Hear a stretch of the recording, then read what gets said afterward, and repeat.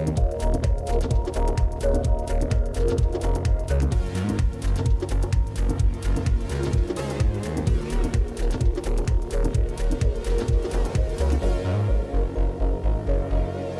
and welcome to Face in the Crowd. It is the show that celebrates your out-of-the-box entrepreneurs.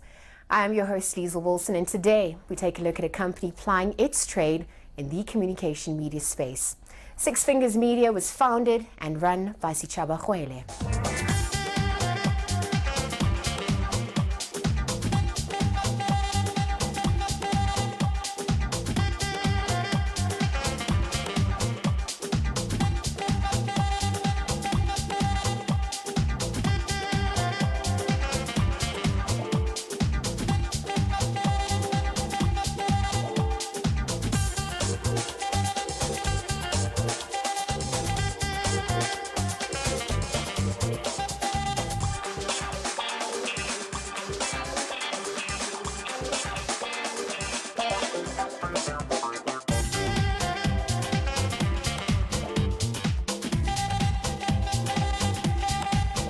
Hi, my name is Sechaba Khoaele. I'm a founder of Six Fingers Media. We do corporate identity development, graphic design, and digital marketing. We love what we do, and we excel in it. We're joined by Sechaba Khoaele. He is the owner of Six Fingers Media. Thank you for making time to chat with us. It's really a pleasure. Thank you for having me. 2010, I mean, this is where it all began. What was the vision of Six Fingers Media for you? It was more about following a passion, within the creative communication space, and I've always liked to be part of the creative background of the final product of a communication campaign, so to speak. You know what I mean? So it started with graphic design. That was the primary offering of the business, and it's something that which I studied at the Val Triangle Technicon. We know that the legacy is in the name, but Six Fingers, 10, 5, 1 half. How did the name come about? Well, I was born with a sixth finger on my pinky. Yeah. And when I was a baby, so they cut it because my folks didn't know whether I'm going to be left or right-handed. So they left. If I was left-handed, it would probably disturb with my writing or whatever.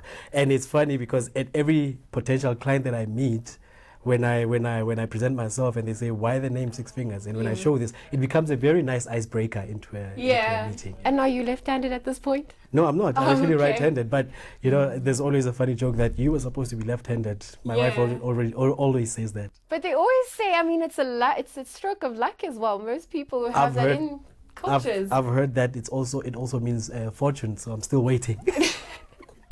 So in this fortune space, so to speak, as we wait, I mean, what are the offerings that you as Six Fingers Media offer to the public at large?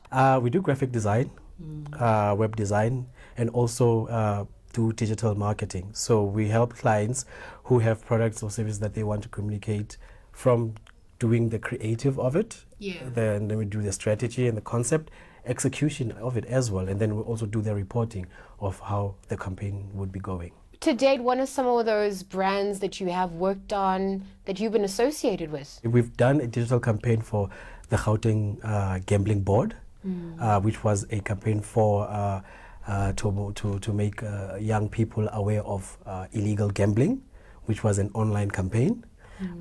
We've done things like an internal newsletter for BP Southern Africa that entailed layout design, also distribution. We've done work for the Department of Health Gauteng. We built the current website, which is currently live. And there's been other smaller clients who come up. We have another client called the Apprentice Valley. They are an IT company. We've done a lot of corporate identity on some of their products, also websites for some of their products within the company. What has been the experience or lessons learned from such well-established companies who've entrusted you to promote their brand in the way that you have? Clients usually know what they want, and it's only up to us as creatives to now deliver to them and also show them a value add, because usually things have changed. Usually clients would say, I need this, right? In this day and age, clients usually know what they want, and our involvement is to now show them value add on top of exactly it is what that we can offer them. In the creative industry, a lot of people struggle or find it hard to balance pushing their creativity and their passion whilst also managing the business side of it. So it's showbiz because there's the business element of it. How have you managed to overcome your own limitations within that to make your business a success and sustainable for that matter? Throughout the years, you learn planning, because as you go into the business, you go in as a creative thinking, I'm going to go out there and make cool stuff. Yeah. Right? However, you learn over time that there's a lot of planning that has to come in. You have to now go out and look for clients. You have to come back and build the clients. You have to now sit and do like a to-do list. So it's something that you learn over time. That's why some successes, they look like they are an overnight success. However, it took them 10 years to become an overnight success. So it's learning the processes within. You create your own processes and systems, you put them in place, and then you build on it, and you just perfect it as you go. And then as you find your core passion, a lot of diversifying happens. So you also own a record label. I mean, what are you doing in that space? You managed to work on album covers. You've done quite a lot in that space as well. I mean, how does that mix with your core function? I've done some work for people in the music industry. The recent craze that went viral on the internet, the Toluguti Hey craze. Yes. I created the album cover for that because, you know, I contacted the artist and proposed that because of the culture of social media, everything happens so quick. Yes. So it was an instinct thing. Call DJ Euphonic and say, I want to propose an album, and had to respond quick. And we've done some work for 999 Music in the past with Sechaba Khoaele, and one of the recent ones was a single for DJ C Live for his latest single, which is also doing well. So it's almost like responding to passion with passion, and it also always ends up creating great relationships with those people right now. I can call them friends. And it becomes full circle as well, because now you both companies sort of synergize and co-create with each other at the same time. So the business part now can have a relationship with people also in the music industry, so we can work together, so to speak. So everything just exists in the same, like you said, it comes full circle. So as this vision is birthed and people buy into it, I mean, it takes a team to execute. Many people that you're working with to help make sure that this comes into fruition. We caught up with a colleague. This is what they had to say about working with you.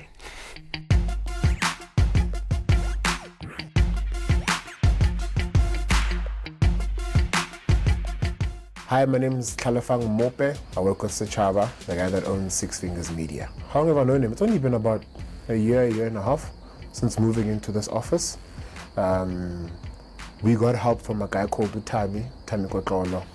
He owns Quad Republic and he works with Tami. I work with Tami, and that's how we got linked together. And then we figured, hey, we've got our own little space, let's work together on a couple of things. He's talkative. He loves, but he hates what he does a lot. Pays attention to detail. One thing I realized about him is that this thing, I used to underestimate this whole graphic design thing. I was like, you click here, you put there, you copy paste and this, but no, there's actually a lot that goes into it, mood boards and all these things. So him seeing the passion he has for what he does, I was like, you know what, this is someone I can ride with, and he's helped me out with a lot of things for my own company, and taught me a couple of things, how to design this, that, and the other. So, yeah, he's not a bad guy. He's not a bad guy at all. We relate a lot to music. That's the first thing. Okay, I wouldn't say we relate. We kind of like opposite kind of artists. He likes this guy. I'm like, nah, this guy is better than that guy, you know.